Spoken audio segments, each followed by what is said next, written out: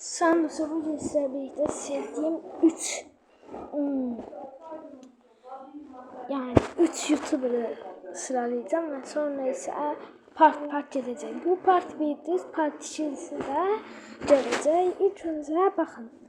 Candemir Yurt. Bakın Candemir Yurt yazdıkta belirli bir kanal gəlir. Baxın, bu kanal çox gözəl kanaldır. Yəni bunu mən çox sevirəm. Hər canlı yayınına baxın. İftara kadar İstanbul atır və onların hamısına baxıram. Yəni yorum da atıram. Baxın, bu çox gözəl kanaldır. İkincisi, baxın, ən sevdiyim kanallardan biri də Emirhan Çetin. Yani Emirhan Çetin'in bakın bu kanal bakın Emirhan Çetin de çok güzeldi. Emirhan klip de çok güzeldi. Hamısına aboneyim. Bakın abone olun. Bakın Emirhan Roblox'ta ama bunlara abone olmamışam bilmiyorum ama onları hele çok izlemiyorum diye onları yani abone değilim. Başka.